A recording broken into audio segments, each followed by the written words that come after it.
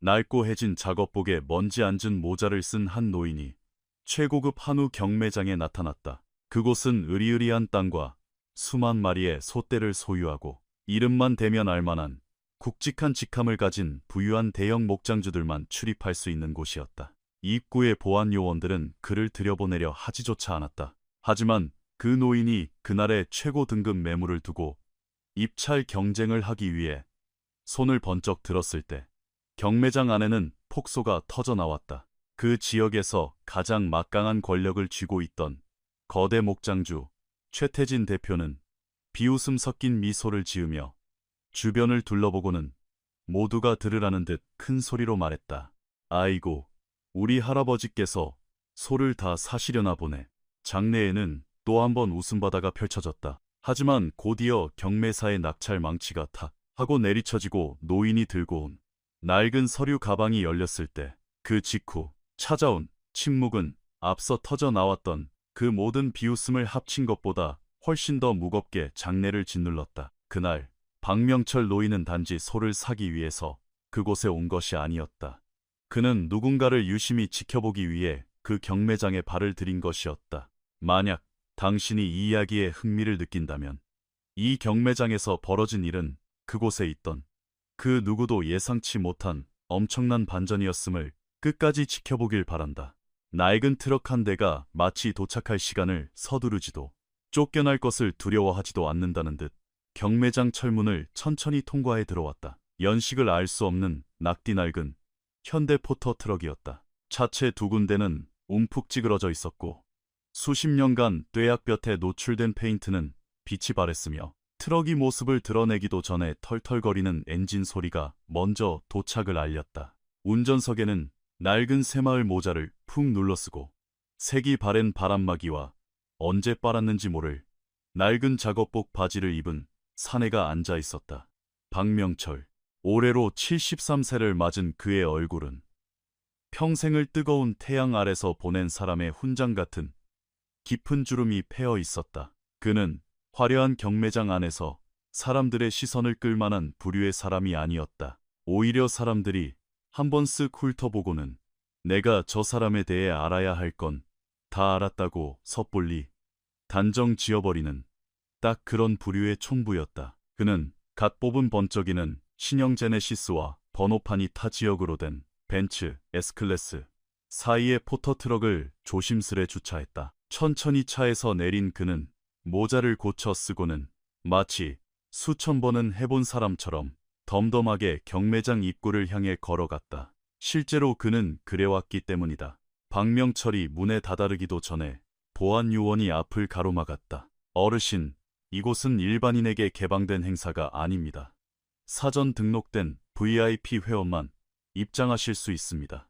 박명철은 걸음을 멈추고 젊은 청년의 명찰을 한 번, 굳게 닫힌 문을 한 번, 그리고 다시 청년의 얼굴을 번갈아 보았다. 알고 있네. 소를 사러 왔어. 보안 요원은 낡은 포터 트럭을 한 번 힐끗 보고 노인의 허름한 행색을 훑어보았다. 사람들이 생각이라는 것을 하기 전에 습관적으로 남을 판단할 때 하는 그 찰나의 계산이 청년의 머릿속을 스쳐 지나갔다. 무엇을 사신다고요? 어르신? 소. 박명철은 그저 담백하게 대답했다. 청년은 팔짱을 꼈다. 무례하게 굴려는 건 아니었지만 대답을 듣기도 전에 이미 마음속으로 결론을 내린 사람 특유의 단호함이 배어 있었다. 사전 등록된 출입증이 필요합니다. 있으십니까? 박명철은 바람막이 주머니를 열어 4번 접힌 종이 한 장을 꺼내 내밀었다. 경매 주최 측에서 직접 발급한 그의 이름이 선명하게 인쇄된 VIP 등록 확인서였다. 보안 요원은 종이를 읽고 다시 한번 읽고는 평소보다 훨씬 긴 1초 동안 입을 다물지 못했다. 청년이 미처 무슨 말을 꺼내기도 전에 옆문에서 행사 주최 측 관계자가 걸어 나왔다. 붉은색 비표를 목에 건 40대 중반의 남자는 아직 시작되지도 않은 화재를 진압하려는 듯한 다급한 표정이었다. 그는 상황을 단번에 파악하고 종이를 재빨리 훑어본 뒤 보안 요원에게 물러서라는 손짓을 했다. 아이고, 어르신, 어서 오십시오. 입장하셔도 좋습니다. 입구에서 불편을 드려 대단히 죄송합니다. 박명철은 확인서를 돌려받아 정성스레 다시 접어 주머니에 넣고는 아무 말 없이 안으로 걸음을 옮겼다. 내부는 거대하고 시끄러웠다. 돈이 넘쳐나는 곳들이 대개 그렇든 말이다. 수많은 목소리들이 뒤섞여 있었고 사람들은 자연스레 자신들과 비슷한 수준의 무리를 형성했다. 더 많이 가진 자들은 자기들끼리 떠들며 덜 가진 자들을 은근히 무시하고 있었다. 번쩍이는 명품 구두, 세련된 양복, 최신형 스마트폰으로 소들을 촬영하는 모습들이 보였다. 값비싼 향수 냄새와 소똥, 톱밥 냄새가 묘하게 섞여 있는 오직 최고급 한우 경매장에서만 맡을 수 있는 특유의 공기가 맴돌았다. 박명철은 주변을 두리번거리지 않고 중앙 통로를 걸어가 측면구역에 있는 플라스틱 의자를 찾아 앉았다. 모자를 무릎 위에 올려놓고는 소들이 대기하고 있는 계류장을 응시하며 말없이 앉아 있었다. 혈통이 증명된 1플러스 등급의 한우, 밝은 털빛과 빽빽한 근육량. 그는 지금 저기 서서 떠드는 사람들의 나이보다 훨씬 더 오랜 세월 동안 저런 소들을 보아온 사람이었다. 두 자리 옆에 앉아있던 한 남자가 친구 쪽으로 몸을 기울이며 본인은 작게 말한다고 생각했겠지만 꽤나 큰 목소리로 수군거렸다. 저 영감님은 여기서 대체 뭐 하는 거야? 친구는 콧방귀를 뀌며 짧게 웃었다. 어디 동네 이장님이 소 구경하면서 뭐라도 좀 배워가려고 왔나 보지. 박명철은 고개조차 돌리지 않았다. 스펙이 적힌 서류 따위는 보지 않아도 척하면 척인 전문가 특유의 매서운 눈썰미로 소들을 평가하며 시선을 고정할 뿐이었다. 서 있는 자세, 움직임, 눈대중만으로 파악하는 대략적인 무게, 카탈로그 따위에는 절대 나오지 않는 디테일들이었다. 공식적인 경매는 아직 시작 전이었지만 장내의 분위기는 이미 후끈 달아올라 있었다. 무리지어 선 사람들은 가격을 논하고 누가 가장 높은 입찰가를 부를지 비공식적인 내기를 걸었으며 명함을 교환하고 악수를 나눴다. 경매사의 망치가 처음으로 떨어지기도 전에 이미 그들만의 시장이 맹렬하게 돌아가고 있었다. 박명철은 이 모든 것을 관찰하고 있었다. 소들뿐만 아니라 사람들도, 특히 막 도착한 누군가를 중심으로 큰 무리가 형성되고 있는 중앙 통로 쪽의 움직임을 예의주시했다. 아직 그의 얼굴을 보지는 못했지만 확신에 차고 주변에 메아리치기를 바라는 듯한 크고 오만한 목소리가 이미 들려오고 있었다. 박명철은 무릎에 놓인 모자를 다시 머리에 푹 눌러쓰고 때를 기다렸다. 그가 오늘 이곳에 온 진짜 이유가 바로 저기에 있었기 때문이다. 최태진 대표. 그는 어디든 조용히 들어오는 법이 없었다. 그는 공간을 점령하는 사람이었다. 52세에 나이에 딱 벌어진 어깨, 매일 밤 기름진 접대를 받아 나온 두둑한 배를 가진 그는 그 배를 부끄러워해 본 적이 단 한 번도 없었다. 맞춤 정장은 구김 하나 없었고 구두는 이탈리아제 명품이었으며 손목에 찬 시계는 오늘 경매에 나올 소 몇 마리 값을 합친 것보다 비쌌다. 그는 사람들의 이름을 부르며 중앙 통로를 가로질렀다. 어떤 이들과는 가볍게 포옹을 나눴고 어떤 이들에게는 굳이 가까이 가지 않고 고개만 까딱하며 인사했다. 최태진은 이 지역도 단위에서 3개의 거대 기업형 목장을 운영하고 대형 육가공 업체 2곳에 독점 납품을 하는 인물이었다. 소 관련 행사장에 그를 모르는 사람은 없었다. 그가 이 바닥에서 제일 규모가 커서가 아니라 가장 요란하고 시끄러운 사람이었기 때문이다. 그는 통로 한가운데 멈춰서서 옷깃을 가다듬고는 장내를 쭉 훑어보았다. 누가 중요한 사람인지, 누가 무시해도 되는 사람인지 빠르게 계산하는 특유의 눈빛이었다. 그의 시선은 구석에 앉은 박명철을 아무런 거리낌 없이 휙 지나쳤고 열린 문틈으로 보이는 낡은 포터트럭에 잠시 머물렀다. 그리고는 옆에 선 남자에게 돌아서서 모두가 들으라는 듯 조롱 섞인 큰 목소리로 농담을 던졌다. 주최 측이 요즘 많이 힘든가 보네. 아무나 다 들여보내고 말이야. 이러다 조만간 문 앞에서 구경꾼들한테 입장권이라도 팔겠어? 몇몇 사람들이 아부하듯 따라 웃었다. 권력자에게 잘 보이고 싶을 때 나오는 전형적인 웃음소리였다. 박명철은 그 말을 똑똑히 들었지만 미동조차 하지 않았다. 주요 무리에 합류한 최태진은 오늘 나올 매물들에 대해 떠들기 시작했다. 손짓을 섞어가며 대화의 주도권을 완전히 쥐고 흔들었다. 그 무리에는 명확한 역학관계가 존재했다. 그가 말하면 다른 이들은 고개를 끄덕였다. 그가 어떤 소가 좋다고 하면 모두가 훌륭하다고 맞장구 쳤고, 그가 코웃음을 치며 별로라고 하면 다른 이들도 덩달아 얼굴을 찌푸렸다. 오늘 핵심은 6번 중매물이야. 그가 마치 대단한 전쟁의 전략이라도 밝히는 장군처럼 무리에게 선언했다. 최상급 1++, 한우 80두, 전부 A급 중에 A급이지. 내가 이미 지난주에 그쪽 목장주랑 얘기 끝내놨어. 저 소떼는 오늘 무조건 나랑 같이 나가는 거야. 무리 중 한 남자가 경쟁이 붙지 않겠냐고 조심스레 물었다. 최태진은 짧게 코웃음을 쳤다. 경쟁? 누구랑? 여기 6번 매물 끝까지 따라올 자금력 되는 사람 있어. 아무도 대답하지 않았다. 진짜로 돈이 없어서가 아니라 다음 농담의 표적이 되어 망신을 당하고 싶지 않았기 때문이다. 밖은 주차장 위로 뙤약볕이 내리쬐고 있었고 경매장 안은 대형 천장 선풍기가 돌아가고 있었지만 큰 소용은 없었다. 사람들이 들어찰수록 톱밥 냄새는 짙어졌고 웅성거리는 소리는 더욱 커졌다. 마침내 단정한 정장 차림의 경매사가 마이크를 쥐고 중앙 단상에 올라 주의를 집중시켰다. 그는 잘 훈련된 목소리로 새로운 참가자들을 위해 경매 규칙, 매물 순서, 결제 조건 등 일상적인 절차를 설명하기 시작했다. 박명철은 규칙을 몰라서가 아니라 이미 다 외우고 있었다.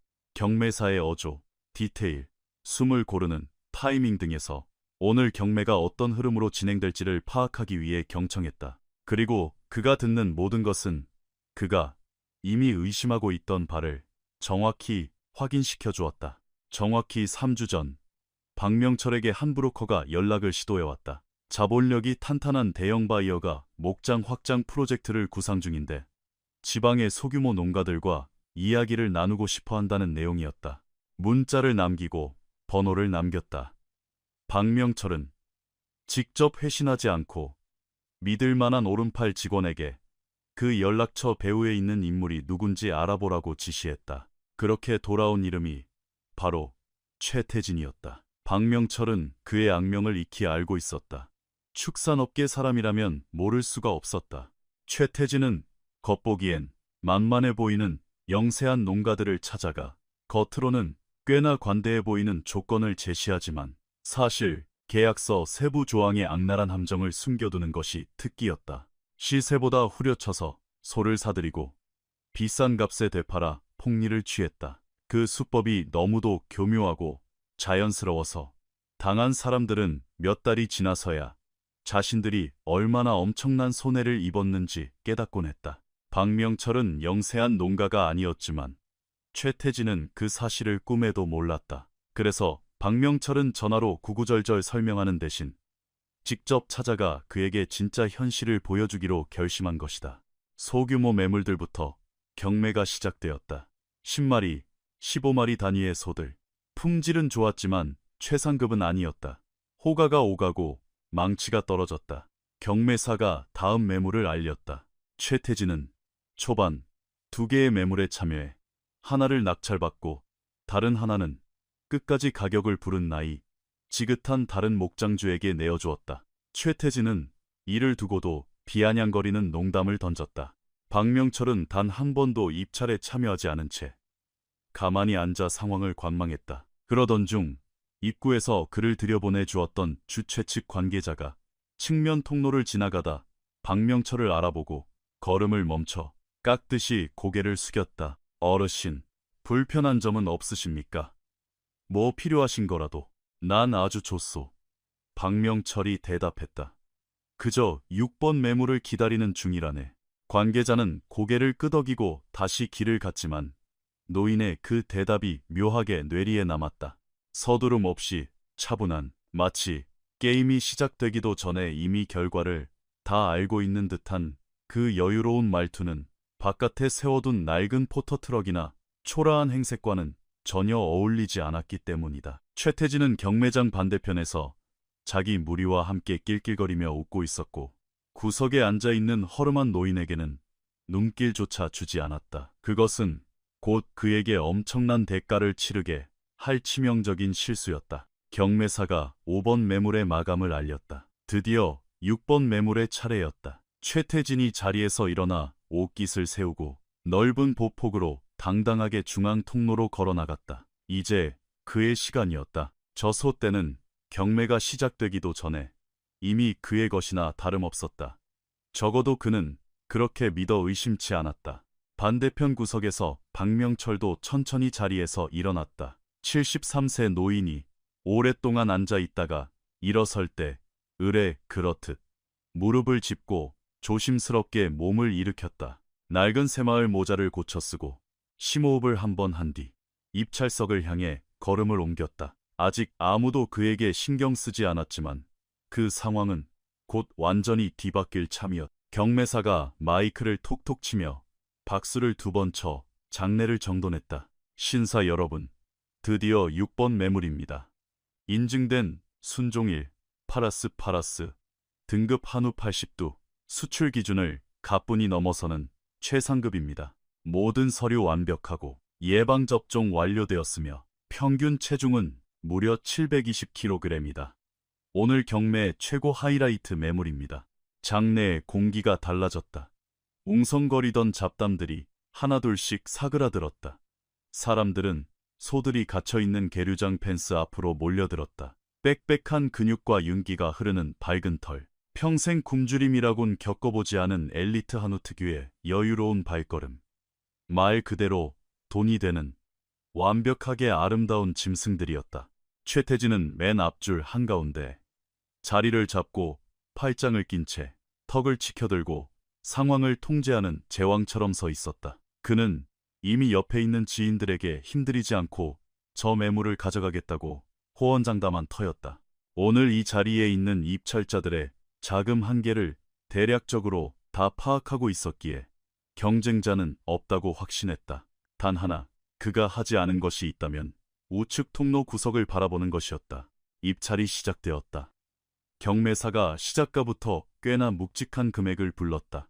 3명의 손이 거의 동시에 올라갔다. 최태진은 곧바로 아무런 망설임 없이 그들보다 훨씬 높은 금액으로 호가를 불렀다. 난 장난하러 온 게 아니다라는 명확한 메시지였다. 2명은 그 즉시 손을 내렸다. 남은 1명이 한 번 더 호가를 불렀지만 최태진이 다시 금액을 올리자 이내 포기하고 말았다. 최태진이 여유롭게 숨을 내쉬며 승리를 확신하던 그 순간 우측 통로에서 누군가의 손이 천천히 위로 올라갔다. 젊고 부드러운 손이 아니었다. 뜨거운 햇볕에 검게 타고 철조망을 구부리고 쇠말뚝을 박으며 평생을 쉬기보다 일하는 데 바쳤던 핏줄이 굵게 튀어나온 투박하고 넓은 손이었다. 서두르지도 과장되지도 않게 그저 고요히 손이 올라갔다. 경매사가 입찰을 확인하고 새로운 금액을 마이크에 댔다. 장내는 약 2초간 정적에 휩싸였다. 예상치 못한 일이 발생했는데 아직 어떻게 반응해야 할지 모를 때 찾아오는 그 특유의 무거운 침묵이었다. 그리고는 웃음이 터져 나왔다. 장내의 모든 사람이 웃은 건 아니었지만 그 손의 주인이 누구인지 볼 수 있을 만큼 가까이 있던 사람들의 비웃음이었다. 낡아빠진 모자와 색바랜 점퍼. 불과 5분 전만 해도 구석에 웅크리고 앉아 벗으나 기다리는 촐로처럼 보이던 영감이었다. 아이고, 할배요. 지금 뭘 사고 있는지 알고나 손드는 거요. 누군가 조롱하는 투를 숨기지도 않고 소리쳤다. 여기다 평생 모은 노령연금 다 쏟아부을 작정이쇼? 다른 이가 거들자 폭소가 터졌다. 박명철은 2사람 쪽으로는 고개도 돌리지 않았다. 그의 시선은 오직 경매사를 향해 있었고 입찰이 기록되기를 기다린 후 다시 천천히 손을 몸 옆으로 내리며 미동도 없이 서 있을 뿐이었다. 최태진이 처음으로 우측으로 고개를 돌렸다. 낡은 작업복에 영감을 보았고 열린 문 밖으로 보이는 고물 포터 트럭을 보았다. 말이 안 되는 상황이 주는 짜증과 동시에 진지하게 받아들이기엔 너무 하찮은 상대라는 생각에 묘한 실소가 터져나왔다. 그냥 끼워주자고. 최태진이 옆에 있는 친구들에게 비웃으며 말했다. 사람이 꿈 정도는 꿀 수 있는 거 아니겠어? 또다시 웃음이 퍼졌다. 최태진은 더 여유롭고 높은 금액으로 다시 입찰했다. 박명철은 경매사가 금액을 다 부를 때까지 묵묵히 기다렸다. 그리고 다시 손을 들었다. 최태진의 입가에 맴돌던 미소가 살짝 굳어졌다. 그는 더 높은 금액을 불렀다. 이번엔 목소리의 톤이 달랐다. 관중을 향한 쇼가 아니라 늙은이를 향한 직접적인 경고였다. 박명철은 다시 한번 손을 들었다. 장내가 서서히 조용해지기 시작했다. 흥미를 느껴서가 아니라 자신들이 보고 있는 상황이 이해가 가지 않아서, 그리고 무언가 심상치 않다는 것을 본능적으로 느끼기 시작해서 찾아온 팽팽한 긴장감 때문이었다. 통로를 지나던 주최 측 관계자가 멈춰서서 박명철을 한 번 보고 전광판의 금액을 한 번 보더니 살짝 미간을 찌푸렸다. 최태진은 이 성가신 장난을 당장 끝내버리겠다는 듯 아주 빠른 속도로 금액을 크게 높여 불렀다. 턱을 치켜들고 팔짱을 낀 자세. 그의 몸짓은 이걸로 끝이다라고 외치고 있었다. 박명철은 전광판을 한 번, 계류장의 소들을 한 번 쳐다보고는 네 번째로 손을 번쩍 들었다. 이제 장내의 침묵은 질적으로 달라져 있었다. 방 안의 모든 사람이 동시에 누군가를 완전히 과소평가했음을 깨달았을 때 떨어지는 서늘한 침묵이었다. 대체 저 영감 누구야? 뒤쪽에서 누군가 숨죽여 물었다. 나도 몰라. 대답이 들렸다. 근데 손이 하나도 안 떨리잖아. 최태진이 몸을 완전히 돌려 박명철을 노려보았다. 더 이상 장난스럽거나 비웃는 눈빛이 아니었다. 상대를 평가하려는 날카로운 눈빛이었다. 노인의 얼굴, 낡은 옷, 당당한 자세와 무심한 표정. 최태진의 머릿속에서 퍼즐 조각들이 전혀 들어맞지 않고 삐걱거렸다. 입찰 금액 자체보다도 그 이해할 수 없는 상황이 그를 미치도록 불안하게 만들었다. 좋아, 영감님.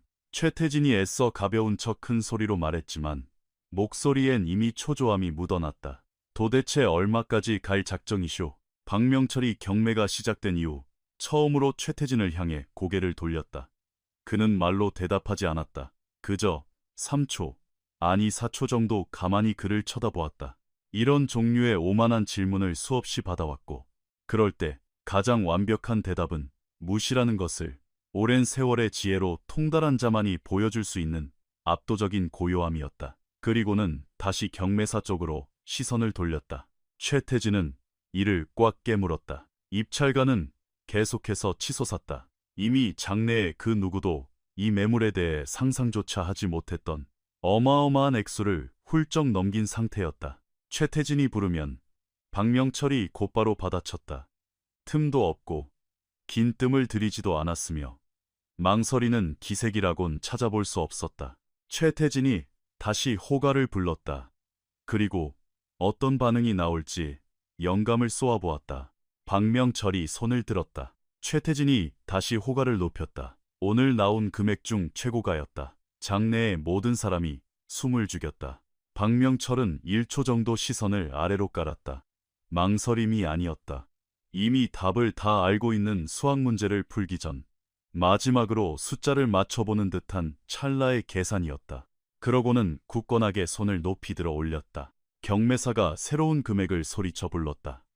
최태진은 그 자리에 얼어붙었다. 1초, 2초, 3초. 경매사의 망치가 허공으로 치켜 올라갔다. 더 없으십니까?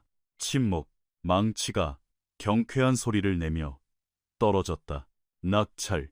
경매장 전체가 체감상 영원처럼 느껴지는 긴 순간 동안 쥐 죽은 듯 고요했다. 그리고 곧이어 웅성거림이 폭발했다. 한 방에 모인 수십 명의 사람들이 동시에 똑같은 충격을 처리하려 할 때 터져나오는 정신없는 웅성거림이었다. 최태진은 아직 턱을 꽉 깨문 채 제자리에 못 박힌 듯 서서 낡은 작업복을 입고 오늘 경매의 최고 매물을 싹쓸이한 뒤에도 그저 늘 하던 평범한 농사일을 하나 끝마친 듯 무덤덤한 표정의 노인을 넋나간 듯 바라보고 있었다. 입구에서 박명철을 들여보내주었던 관계자가 빠른 걸음으로 다가왔다. 손에 서류철을 든 그의 얼굴에는 방금 일어난 일이 현실인지 확인해야겠다는 절박함이 서려 있었다. 축하드립니다. 어르신, 결제 절차를 밟으시겠습니까? 박명철은 고개를 끄덕였다. 그러지. 박명철은 몸을 돌려 출구 쪽으로 뚜벅뚜벅 걸어갔다. 관계자는 그가 어디로 가는지 이해하지 못한 채 허둥지둥 뒤를 따랐다. 그가 문 밖으로 나가자 몇몇 사람들은 영감이 금액을 감당하지 못해 도망치는 거라고 수군거렸다. 하지만 이어지는 2분 동안 벌어진 일은 경매장 전체를 말문이 막히게 만들기에 충분했다. 박명철은 관계자를 옆에 대동한 채 중앙 통로를 지나 밖으로 나갔다. 오후에 태양이 번쩍이는 신형 외제차와 고급 픽업 트럭들을 비추고 있었다. 그 한가운데 세워진 녹슨 현대포터는 마치 지독한 계산착오처럼 보였다. 박명철은 한치의 망설임 없이 포터 뒤쪽으로 갔다. 수만 번은 해본 듯한 익숙한 솜씨로 적재함 뒷문을 열어젖혔다.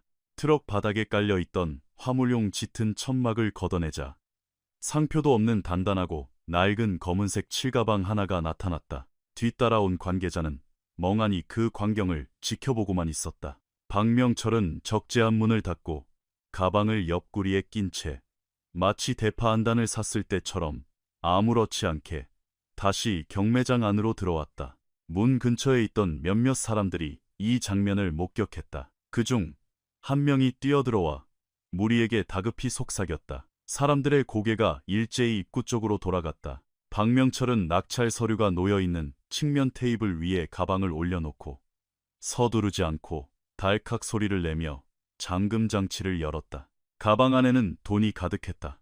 노란색 고무줄로 묶인 오만 원권 돈다발들이 가지런하고 빽빽하게 정렬되어 있었다. 낙찰된 금액에서 단 10원도 모자라지 않고 10원도 남지 않는 정확한 액수였다. 박명철은 전날 밤 자택에서 최근 도내에서 열린 3번의 경매 데이터와 해당 매물의 평균 시세를 완벽히 분석해 이 금액을 계산해냈다. 만약의 사태를 대비해 시세보다 20%더 지불할 수 있는 수표도 안주머니에 챙겨왔지만 현금만으로도 충분했다. 관계자는 몇 초 동안 멍하니 돈가방만 쳐다보았다. 그리고는 떨리는 손으로 조용히 동료를 불렀다. 두 번째 남자가 다가와 돈가방을 보고는 역시나 얼어붙었다. 이내 두 사람은 숨소리조차 내지 않고 극도의 집중력을 발휘해 실수하지 않으려 돈다발을 손에서 손으로 넘기며 세기 시작했다. 그들이 돈을 세는 고요한 시간이 길어지자 주변 사람들도 무언가 엄청난 일이 벌어지고 있다는 것을 알아차렸다. 가장 가까이 있던 자가 몸을 기울여 테이블 위를 훔쳐보았다. 그는 아무 말도 하지 않았지만 크게 뜨인 눈과 경악한 표정이 모든 것을 말해주고 있었다. 그는 뒷걸음질치며 옆 사람에게 귓속말을 했고 그 정보는 닫힌 공간에서 소문이 퍼지는 전형적인 방식대로 처음엔 느리게 그 다음엔 산불처럼 순식간에 장내를 휩쓸었다. 최태진은 낙찰 망치가 떨어진 후 그 자리에 계속 서 있었다. 도망가지도 떠나지도 못한 채 완전히 통제 불능이 되어버린 상황을 머릿속으로 어떻게든 다시 꿰맞춰보려 발버둥치는 표정이었다. 하지만 낡은 칠가방이 열리고 주최 측 직원들이 5만 원권 다발을 확인하는 모습을 본 순간 그의 얼굴에서 오만함과 짜증은 흔적도 없이 사라지고 그 자리에 훨씬 더 깊고 본능적인 두려움이 자리 잡았다. 오후 내내 최태진의 비위를 맞추던 지인 중 한 명이 조심스레 다가가 속삭였다. 형님, 저 가방 안에 현찰이 도대체 얼마가 들었을까요? 최태진은 대답하지 못했다. 돈 계산이 끝났다. 나이가 더 지긋한 관계자가 믿기지 않는 사실을 마침내 인정해야 할 때 짓는 표정으로 반초 동안 눈을 지그시 감았다 떴다. 그리고는 박명철을 향해 아까와는 완전히 다른 극도의 경외심이 담긴 태도로 허리를 굽혔다. 정확합니다. 어르신, 단 1원도 틀리지 않습니다. 줬소. 박명철은 짧게 대답했다. 그는 빈 가방을 닫아 옆구리에 끼고 관계자가 두 손으로 내민 펜을 받아들었다. 돋보기조차 쓰지 않고 누구에게 읽어달라고 부탁하지도 않은 채 힘차고 거침없는 필체로 서류에 서명했다. 바로 그 순간 경매장에 있는 모든 사람의 시선이 그에게 쏠려 있었다. 노골적으로 쳐다보지도 못하고 곁눈질로 몸을 살짝 튼 채로 들키고 싶지 않지만 도저히 눈을 뗄 수 없는 사람들의 시선이었다. 중앙 통로 근처에 있던 중년 남자가 친구에게 조용히 물었다. 도대체 저 어르신 누구야? 친구는 멍하니 고개만 저었다. 경매장 반대편 구석에서 한 남자가 스마트폰을 미친 듯이 두드리고 있었다. 영상을 찍는 게 아니라 무언가를 검색하는 중이었다. 머릿속에 번뜩인 이름 하나를 검색창에 던져놓고 결과를 기다리는 초조한 얼굴이었다. 박명철은 서류를 꼼꼼히 접어 주머니에 넣고 아침에 VIP 확인서를 넣었던 바로 그 주머니였다. 주최 측 관계자에게 가볍게 목례를 했다. 그리고는 출구를 향해 몸을 돌렸다. 그때 최태진이 움직였다. 허둥지둥 뛰어가는 건 아니었지만 다급한 마음을 숨기기 위해 애써 걷는 속도를 조절하는 티가 역력했다. 그는 사람들을 밀치듯 피해 박명철이 문을 나서기 직전 그를 가로막았다. 어이. 그의 입에서 계획했던 것보다 훨씬 건조하고 거친 소리가 튀어나왔다. 그는 즉시 목소리를 부드럽게 깔며 태세를 전환했다. 아이고, 어르신. 훌륭한 거래를 하셨습니다. 박명철이 걸음을 멈추고 그를 쳐다보았다. 최태진은 여유로워 보이려 했으며 바지 주머니에 손을 찔러 넣었다. 인사드리겠습니다. 저는 이 지역에서 목장 3개를 크게 돌리고 있는 최태진이라고 합니다. 그는 마치 자기 이름 석 자면 닫힌 문도 열릴 거란 착각 속에 잠시 뜸을 들였다. 우리 관심사가 꽤 겹치는 것 같은데요. 박명철은 서두르지 않고 그를 가만히 응시했다. 그렇겠지. 최태진이 어색한 미소를 지어 보였다. 이런 최고급 경매장에서 이 정도 매물을 현찰 박치기로 눈 하나 깜짝 안 하고 사가시는 분이라니 제가 딱 좋아하는 파트너십입니다. 언제 밥이라도 한 끼 하시면서 비즈니스 얘기 좀 나누시죠. 제가 지금 아주 흥미롭게 추진 중인 프로젝트들이 몇 개 있거든요. 그것은 불과 3주 전 최태진의 브로커가 박명철에게 전화를 걸어 짓거렸던 것과 정확히 똑같은 레퍼토리였다. 유일하게 다른 점이 있다면 지금 최태진이 직접 이탈리아제 구두와 명품 시계를 차고 마치 대단한 은혜라도 베푸는 양 노인 앞에서 잘난 척을 떨고 있다는 것뿐이었다. 박명철은 몇 초간 그를 가만히 바라보다 입을 열었다. 자네, 한 3주 전쯤에 내게 심부름꾼을 하나 보냈었지? 최태진의 입이 살짝 벌어졌다. 그는 급히 당황한 표정을 숨기고 미소를 유지하려 애썼다. 아, 그럴 수도 있죠. 제 밑에 직원들이 워낙 발로 뛰며 영업을 많이 하니까요. 어르신은 어느 지역에서 목장을 하십니까? 지방 구석에서 하네. 박명철이 무심히 답했다. 아하, 지방도 넓지 않습니까? 최태진이 짧게 웃으며 대화의 주도권을 되찾으려 했다. 정확히 어느 군에 계십니까? 박명철은 즉답을 피했다. 그는 방금 자신이 80마리의 소를 산 계류장 쪽을 쓱 둘러보고는 다시 최태진에게 시선을 꽂았다. 자네, 아직 내 이름도 묻지 않았네만. 최태진이 당황해 눈을 깜빡였다. 정곡을 찔렸다. 그는 다가가서 자기소개를 하고 자기 사업을 자랑하고 동업을 제안하면서도 정작 상대방의 이름이 무엇인지조차 묻지 않은 것이다. 사소하지만 그의 오만함을 완벽히 발가벗기는 치명적인 실수였다. 아, 맞습니다. 제가 결례를 범했군요. 조남이 어떻게 되십니까? 명철일세. 박명철이 성은 떼고 이름만 말했다. 최태진은 그가 성을 말해주길 기다렸지만 노인은 입을 굳게 다물었다. 둘 사이에 무거운 침묵이 흘렀다. 최태진은 어떻게든 분위기를 풀어보려 억지 웃음을 짓고 있었고 박명철은 차가움과는 결이 다른 그 누구에게도 빚진 것 없는 자만이 가질 수 있는 압도적인 평온함으로 그를 내려다보고 있었다. 바로 그때 장내 구석에서 스마트폰을 두드리던 남자가 갑자기 고개를 번쩍 들었다. 그는 박명철을 쳐다보고 액정을 확인하고 다시 박명철을 쳐다보더니 노인의 성을 포함한 풀네임을 허공에 대고 읊조렸다. 소리를 지른 건 아니었지만 침묵이 내려앉은 장내의 사람들이 듣기엔 충분한 크기였다. 그리고 그 이름을 들은 사람들은 하던 행동을 멈추고 얼어붙었다. 최태진이 목소리가 들린 쪽으로 고개를 확 돌렸다. 그리고 다시 눈앞의 노인을 바라보았다. 오늘 오후 내내 위풍당당했던 최태진의 얼굴에 처음으로 두려움과 혼란이 덮쳤다. 무슨 일이 벌어지고 있는지 상황을 제대로 파악하기도 전에 그 이름이 그를 먼저 덮친 것이다. 박명철 회장. 스마트폰을 들고 있던 남자는 강중계인이었다. 그는 지난 20년간 전국 육가공 업체들과 대형 농가들을 연결해온 베테랑 브로커였다. 노인이 최태진에게 명철이라고 대답했을 때 그의 머릿속 깊은 곳에서 하나의 실마리가 당겨졌다.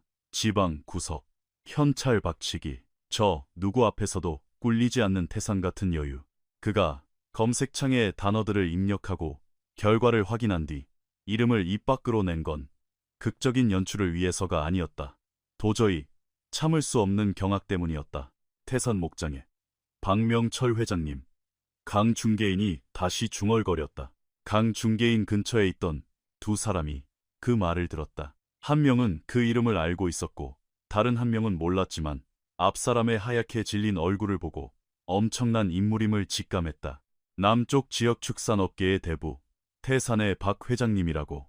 한 남자가 믿을 수 없다는 듯 노인을 뚫어져라 쳐다보며 속삭였다. 강중계인은 핸드폰을 쥔 채 멍하니 고개를 끄덕였다. 그 정보는 속삭임을 타고 옆 사람의 팔꿈치를 찌르는 신호를 타고 대놓고 가리키진 못하지만 시선이 집중되는 방향을 타고 장내를 뒤흔들었. 비즈니스 세계에서 치명적인 정보가 퍼져나가는 방식 그대로였다. 최태진은 더 이상 표정 관리를 하지 못한 채 박명철 앞에 못 박혀 있었다. 그는 불과 몇 분 전까지만 해도 자신이 노인에게 자비를 베풀고 아랫사람을 굽어 살피듯 대단한 기회를 주는 척하며 다가왔다. 하지만 지금 그가 딛고 서 있던 견고한 바닥이 산산조각 나며 무너져 내리고 있었다. 자신이 건드린 상대가 얼마나 거대한 산인지 실감조차 나지 않았다. 박명철 회장님.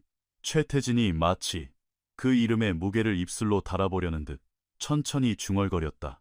박명철은 긍정도 부정도 하지 않았다. 그저 그 자리에 묵묵히 서 있을 뿐이었다. 그때 행사장 내에서 가장 직급이 높아 보이는 백발의 주최 측 총괄 임원이 파란색 비표를 펄럭이며 조심스러운 발걸음으로 다가왔다. 박명철 가까이 다가온 임원의 얼굴에 깊은 존경심과 당혹감이 동시에 떠올랐다. 단순히 돈 많은 VIP가 아니라 이 업계에 살아있는 전설을 마주한 자의 얼굴이었다. 실례하겠습니다. 임원이 최태진을 쳐다보며 비켜달라는 눈치를 주었다. 최태진은 머리보다 몸이 먼저 반응하듯 무의식적으로 반걸음 뒤로 물러났다. 임원이 박명철을 향해 90도로 허리를 숙였다. 박 회장님. 제가 출입증 명단을 확인했을 때 곧바로 전화를 올렸어야 했는데 제 불찰입니다. 입구에서 있었던 결례는 참으로 송구스럽습니다.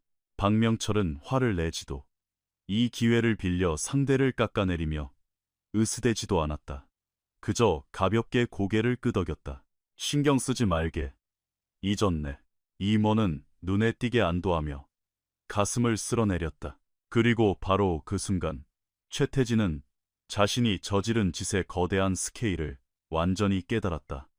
박명철은 40년이 넘게 축산업에 몸담아 온 진짜백이었다. 아무도 거들떠보지 않던 척박하고 먼 땅을 물려받아 이웃이 처치곤란이라며 던져준 병든 송아지 2마리로 시작한 사람이었. 은행 대출도 없고 트랙터도 없고 업계에서 알아주는 이름도 없었다. 오직 침묵 속에 뼈를 깎는 노동과 황소 같은 고집뿐이었다. 사람들은 훗날에야 그의 고집이 단순한 아집이 아니라 철저하게 계산된 신념이었음을 깨달았다. 오늘날 박명철이 이끄는 태산의 이름은 도내에서 가장 거대한 축산기업과 동의어였다. 현재 그가 굴리는 소떼만 4만 마리가 넘었다.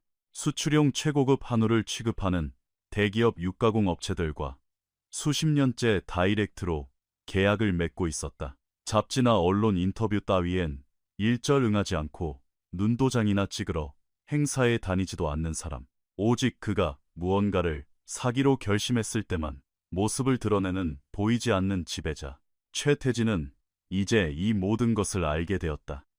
퍼즐 조각들이 끔찍한 모양으로 맞춰지고 있었다. 3주 전 답변 없이 씹혔던 매입 제안, 신분을 감추고 고물 트럭을 끌고 온 노인, 한치의 망설임도 없던 입찰, 칠가방에 꽉 차노만 원권 현찰, 이 모든 것은 아주 치밀하게 계산된 박명철의 행보였다. 그리고 최태진은 오늘 오후 내내 그 호랑이 앞에서 깐죽거리는 광대 노릇을 자처한 셈이었다. 아까까지 최태진 곁에 찰거머리처럼 붙어있던 무리 중 한 명이 이 재앙 같은 상황에 엮이기 싫다는 듯 눈도 마주치지 않고 슬그머니 최태진의 등 뒤로 빠져나갔다. 시작할 때부터 같이 떠들던 다른 지인은 어느새 박명철 근처로 다가가 1시간 전에는 없었던 굽신거리는 표정을 짓고 있었다. 장내의 분위기는 소란스러움 없이 지독할 만큼 무거운 중력으로 완전히 역전되어 있었다. 박명철은 제자리에 서서 이 모든 총극을 가만히 지켜보았다. 최태진에게서 멀어지는 자들, 자신에게 잘 보이려 다가오는 자들을 두루 눈에 담았다. 한 가지 여쭤봐도 되겠습니까, 회장님? 아까 스마트폰으로 검색을 했던 강중개인이 깍듯한 태도로 다가왔다. 회장님께서 굳이 6번 매물을 보시려고 오늘 직접 여기까지 걸음을 하신 겁니까? 박명철이 그를 쳐다보았다. 6번 매물을 사러 온 건 맞네. 강중개인은 자신의 가설을 확인하듯 고개를 천천히 끄덕였다. 직원이나 대리인을 보내셨으면 훨씬 편하셨을 텐데요.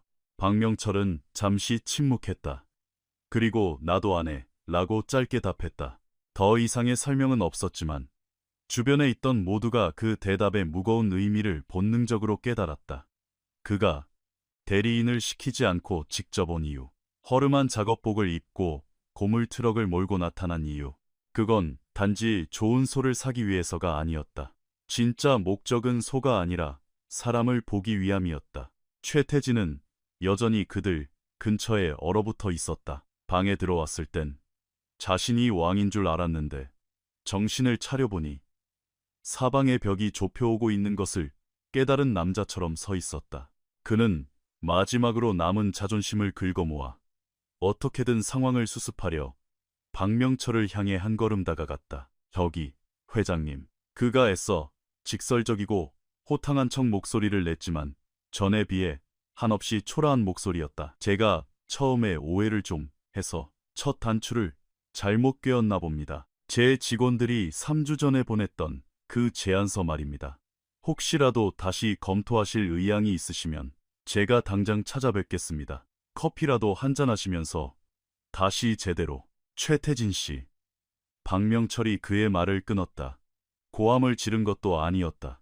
그저 건조하게 이름 석자를 불렀을 뿐인데 최태진의 입이 턱 막혔다. 박명철은 특유의 고요한 눈빛으로 그를 한참 동안 응시했다. 차가움이라기보다는 세상의 풍파를 다 겪은 노인만이 가질 수 있는 어떤 놈에게 대답을 해주고 어떤 놈을 무시해야 할지 완벽히 꿰뚫어보는 해안의 시간이었다. 그 제안은 내가 천천히 생각해보겠네. 박명철이 말했다. 결정이 서면 심부름꾼을 하나 보내지. 최태진은 입을 뻐끔거리다 꾹 다물었다. 방금 노인이 한 말은 3주 전 자신이 노인에게 건방지게도 전달했던 말과 정확히 일치했다. 상황은 완벽하게 역전되었고 두 사람 모두 그 사실을 구태여 소리내어 인정할 필요조차 없었다. 박명철은 서류 가방을 다시 옆구리에 끼고 출구를 향해 몸을 돌렸다. 하지만 첫걸음을 내딛기 전 그는 다시 멈춰서서 옆에 있던 총괄 임원을 바라보았다. 아까 밖에 있던 그 젊은 보안 요원 말이야. 박명철이 입을 열었다. 나를 막아섰던 그 청년. 자기 일을 아주 충실히 하더군. 괜한 일로 그 친구 나무라지 말게. 임원은 예상치 못한 배려에 놀란 듯 고개를 깊이 숙였다. 박명철도 가볍게 목례를 하고 발걸음을 옮겼다. 박명철이 나가는 길, 통로는 그가 처음 들어왔을 때보다 훨씬 사람들로 붐비고 있었다. 하지만 그가 다가가자 사람들이 홍해 갈라지듯 길을 텄다. 왕을 모시듯 과장된 몸짓이 아니라 상대방의 압도적인 크기를 깨달은 몸이 머리보다 먼저 반응하여 조심스레 뒤로 물러나는 본능적인 움직임이었다.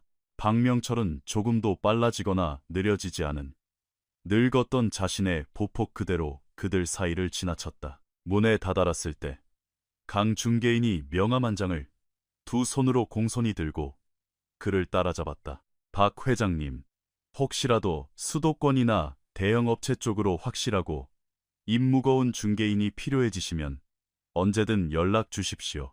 박명철은 걸음을 멈추고 명함을 한번 쳐다보고는 받아들었다. 고맙소. 그는 명함을 가슴팍 주머니가 아닌 바지 주머니에 찔러 넣었다. 사소한 차이였지만 진짜로 쓸 인맥과 예의상 받은 것을 구분하는 그만의 방식이었다. 박명철이 떠난 후 강 중개인은 잠시 자리에 서서 경매장 구석을 바라보았다. 최태진이 굳은 얼굴로 지인 두 명과 낮게 속삭이고 있는 모습이 보였다. 강 중개인은 오늘 오후 내내 자신이 지켜본 상황의 결론을 내리기에 충분한 시간 동안 그를 쳐다보았다. 그리고 몸을 돌려 반대편 통로로 경매장을 빠져나갔다. 소리도 예고도 과장된 드라마도 없었지만 그곳에선 이미 묵직한 결정이 내려져 있었다. 몇 주 후 계약서들이 이동하기 시작할 때서야 비로소 그 결과가 수면 위로 드러날 그런 종류의 결정이었다. 밖으로 나오니 오후의 태양은 이미 서쪽으로 많이 기울어 있었다. 수십 대의 번쩍이는 고급차들이 주차장을 꽉 채우고 있는 풍경은 그가 도착했을 때와 다를 바 없었지만 공기의 흐름은 완전히 달라져 있었다. 박명철은 고물포터 트럭의 문을 열고 조수석에 칠가방을 툭 던져놓은 뒤 관절이 좋지 않은 무릎을 조심하며 운전석에 올랐다. 그 시각 경매장 안의 분위기는 급속도로 냉각되어 있었다. 최태진 대표는 구석에서 측근 두 명과 함께 굳은 표정으로 서 있었다. 아까 전 통로를 활보하며 모든 사람의 이름을 부르며 호탕하게 웃던 그 남자는 온데간데 없었다. 대체 어떻게 이렇게 완벽했던 하루가 한순간에 시궁창으로 처박혔는지 이해하려 애쓰는 패배자만이 남아있을 뿐이었다. 친구 중 한 명이 조심스럽게 무언가 말을 꺼냈다. 최태진은 신경질적으로 고개를 젓고는 바닥을 멍하니 응시하다가 박명철이 빠져나간 문 쪽을 쳐다보았다. 그의 머릿속엔 노인이 떠난 지금에야 미친 듯이 커져버린 질문 하나가 맴돌고 있었다. 대체 왜 박명철 회장 같은 거물이 허름한 작업복을 입고 녹슨 고물 트럭을 타고 와서 대리인도 없이 아무런 사전 언질도 주지 않고 그런 식으로 나타난 것인가? 최태진도 돈 많은 사람들이 가끔 서민 흉내를 내며 소박한 척하는 취미가 있다는 건 알고 있었다. 상황에 따라 그 자신도 써먹는 쇼맨십이었다. 하지만 오늘 노인이 보여준 건 그런 얄팍한 쇼가 아니었다. 그것은 다른 무언가였고 최태진은 아직 그것의 진짜 이름이 무엇인지 깨닫지 못하고 있었다. 박명철의 퇴장을 배웅하고 중앙으로 돌아온 주최 측 총괄 임원은 순식간에 3명의 사람들에게 둘러싸였다. 다들 똑같은 것을 묻고 싶어 안달난 상태였다. 임원은 쓸데없는 말을 아끼며 극도로 조심스럽게 대답했다. 네, 태산 목장의 박명철 회장님이 맞습니다. 네, 낙찰 대금은 전액 현금으로 완납하셨습니다. 네, 모든 계약 서류에 서명을 마치셨습니다. 질문을 던진 사람 중 하나는 오늘 자잘한 매물 몇 개를 입찰하며 하루 종일 조용히 있던 30대의 젊은 목장주였다. 임원의 확답을 들은 그는 잠시 침묵하더니 남 들으라는 것도 아니고 혼잣말도 아닌 묘한 투로 중얼거렸다. 우리 아버지도 옛날에 저 어르신이랑 거래를 해보려 하신 적이 있었지. 아버지가 그러시더군. 저분은 속이는 게 아예 불가능한 사람이라고. 대화를 시작하기도 전에 만물의 진짜 가치를 이미 꿰뚫어 보고 계신 분이라고. 아무도 대답하지 않았지만 주변에 있던 모두가 그 말을 가슴 깊이 새겨들었다. 바깥 주차장에서 박명철은 아직 시동을 걸지 않았다. 창문을 열어둔 채 운전석에 앉아 앞을 바라보고 있었다. 주차장의 화려한 차들을 보는 것이 아니라 아스팔트가 끝나는 지점에서 넓게 펼쳐진 들판과 하늘이 맞닿는 지평선을 응시하고 있었다. 그가 평생을 사랑해온 시원하게 탁 트인 광활한 지평선이었다. 그는 오늘 이곳에 온 목적을 완벽하게 달성했다. 소 때문만은 아니었다. 아니, 소는 그저 부차적인 것이었다. 80마리의 1++ 한우 떼는 훌륭했고 지불한 값어치를 충분히 할 터였다. 목장의 종축 라인업에 훌륭하게 섞여 들어갈 것이다. 하지만 굳이 오늘 그런 행색으로, 그런 방식으로 경매장에 나타난 진짜 이유는 따로 있었다. 3주 전 최태진의 브로커가 연락을 해왔을 때 박명철은 직원을 시켜 그의 뒤를 캐보았다. 돌아온 보고서는 범죄나 거창한 스캔들이 아니었다. 그것은 아주 악랄한 패턴이었다. 최태진은 겉보기에 초라해 보이고 목장 규모가 작아 보이고 어리숙해 보이는 농부들만 타깃으로 삼아 접근했다. 겉으로는 선심 쓰는 척 대단히 좋은 조건을 내밀지만 계약서 구석에 교묘한 함정을 파놓고 농민들의 피를 빨아먹는 방식이었다. 알아채고 피하는 사람도 있었지만 당하는 사람도 부지기수였다. 박명철과 친분이 있는 성실하고 우직한 이웃 농부 2명도 그놈에게 당했었다. 멍청해서가 아니라 악수가 지닌 무게를 너무 순진하게 믿었던 탓이었다. 박명철은 최태진에게 복수나 징벌을 내리기 위해 오늘 이곳에 온 것이 아니었다. 그런 얄팍한 감정은 그에게 어울리지 않았다. 그가 원한 건 훨씬 단순하고 근본적인 것이었다.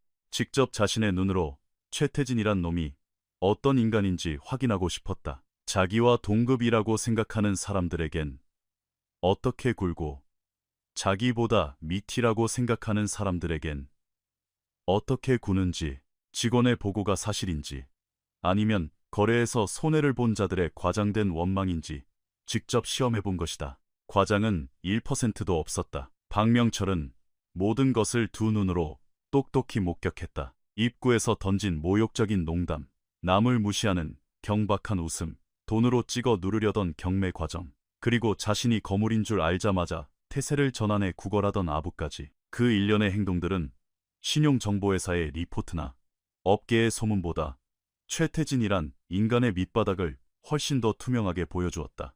이제 그는 필요한 모든 것을 알게 되었다. 그가 조만간 최태진의 제안에 거절 통보를 보낼 때 당연히 거절할 것이지만 그 결정은 떠도는 소문이 아니라 직접 두 눈으로 확인한 진실에 근거한 완벽한 결정이 될 것이다. 박명철은 포터의 키를 돌렸다. 익숙하고 털털거리는 디젤 엔진 소리가 깨어났다. 처음엔 거칠지만 엔진에 열이 오르면 부드러워지는 믿음직한 소리였다. 그는 열린 창틀에 팔을 걸치고 엔진이 예열되도록 잠시 기다렸다. 옆에서 막 출차하려던 신형 SUV의 운전자가 낡은 포터 트럭과 그 안에 노인을 힐끗 쳐다보았다. 노인을 알아보는 눈빛이 아니었다. 사람들이 무의식 중에 상대를 스펙과 겉모습으로 판단하는 그 전형적이고 자동적인 시선이었다. 박명철은 그 시선에 응답하지 않았다. 그는 다른 생각을 하고 있었다. 40여 년 전 누구도 거들떠보지 않던 산비탈, 너무 멀고 너무 척박해서 다들 포기해버린 그 돌밭에서 병든 송아지 2마리와 함께 시작했던 그 시절을, 아직 지붕도 제대로 올라가지 않은 헛간에서 볏짚을 덮고 웅크려 잤던 첫 겨울의 매서운 추위를 교실이나 비싼 세미나에서 배운 것이 아니라 올바른 결과가 나올 때까지 매일 똑같은 고된 노동을 무식하게 반복하며 뼈에 새겼던 진정한 배움들을, 저 화려한 경매장 안에 있던 양복을 빼입은 자본가들은 그 깊고 혹독한 세월을 단 1초도 보지 못했다. 그저 낡은 껍데기만 보았을 뿐이다. 박명철은 기어를 1단에 넣었다. 낡은 트럭은 철문을 빠져나가 매끄러운 포장도로를 지나 이내 그의 목장으로 이어지는 익숙한 흙길로 접어들었다. 타이어 뒤로 피어오른 흙먼지가 오후의 공기 속으로 흩어졌다. 경매장 내부에서는 경매가 계속되고 있었다.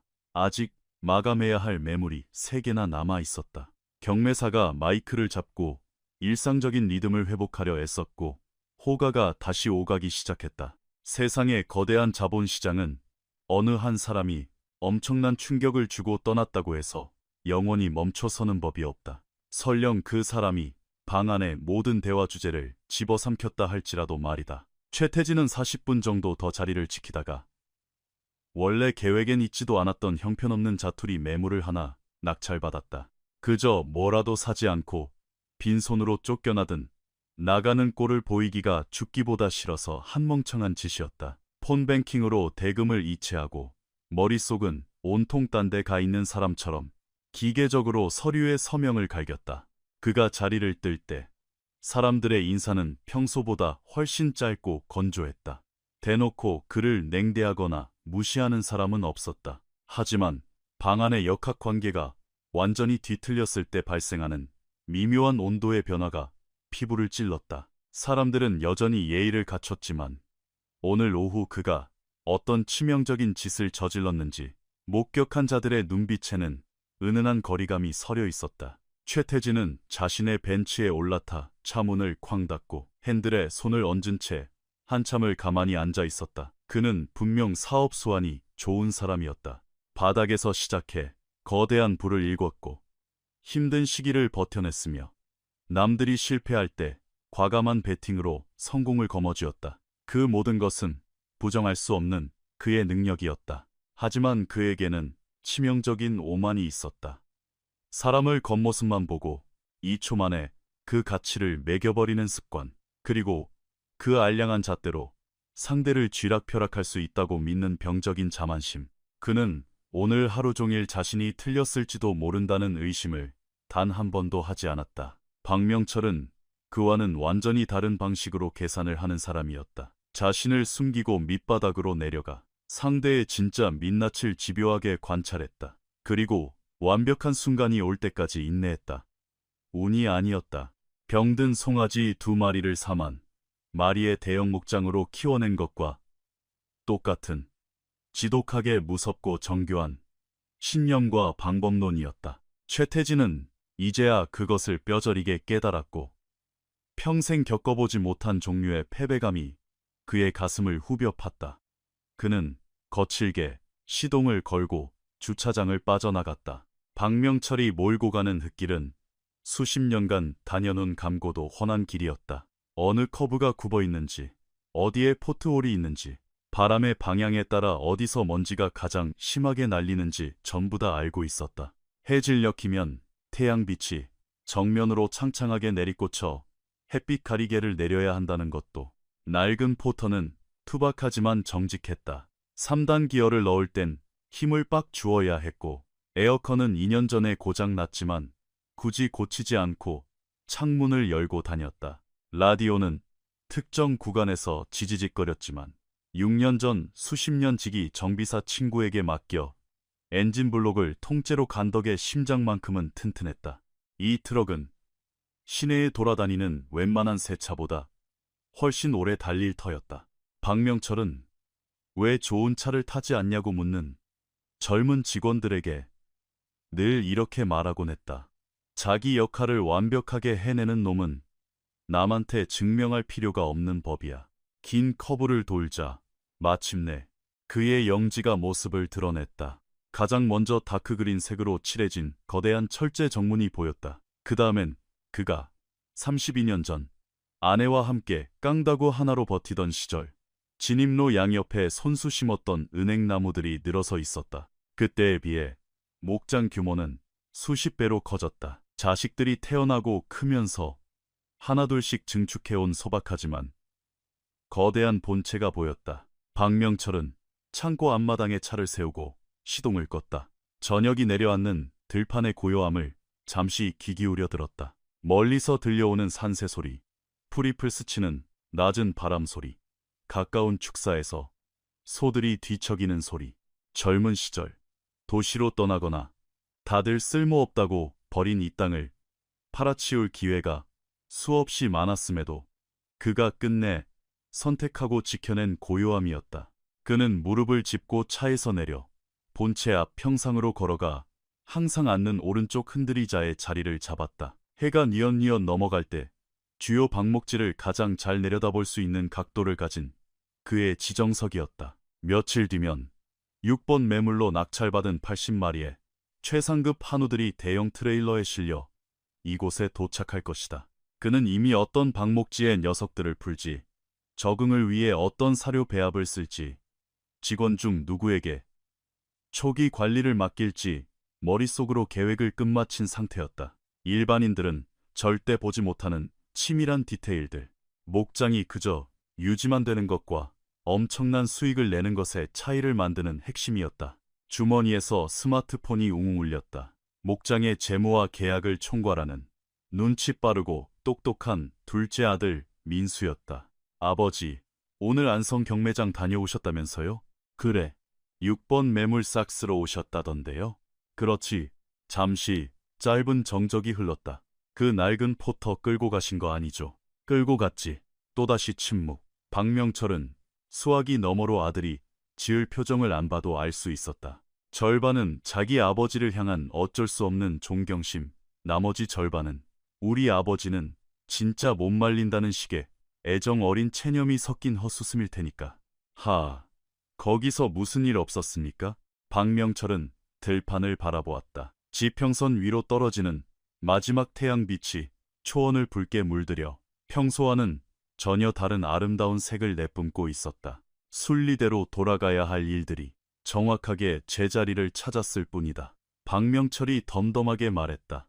민수는 잠시 조용히 있다가 대답했다. 아무튼 고생하셨습니다. 아버지, 이따 들어가면 커피 한 잔 타 드리겠습니다. 박명철은 전화를 끊고 주머니에 넣은 뒤 의자에 앉아 한가롭게 방목지를 내려다보았다. 2분 뒤 폰이 다시 울렸다. 저장되지 않은 번호였지만 발신 지역 번호가 수도권임을 확인하고 전화를 받았다. 박 회장님, 안녕하십니까? 누구시오? 아까 경매장에서 인사드렸던 강중개인입니다. 브로커 강 씨의 목소리는 군더더기 없이 깔끔하고 직설적이었다. 경매 끝난 지 얼마 되지도 않았는데 이렇게 급히 연락드려 대단히 죄송합니다. 말해보게. 저는 지난 18년 동안 지방의 굵직한 대형 농가들과 수도권의 메이저 육가공 업체들 사이에서 중개를 해왔습니다. 수출용 A급 물량 위주로만 연간 계약을 진행하고 있지요.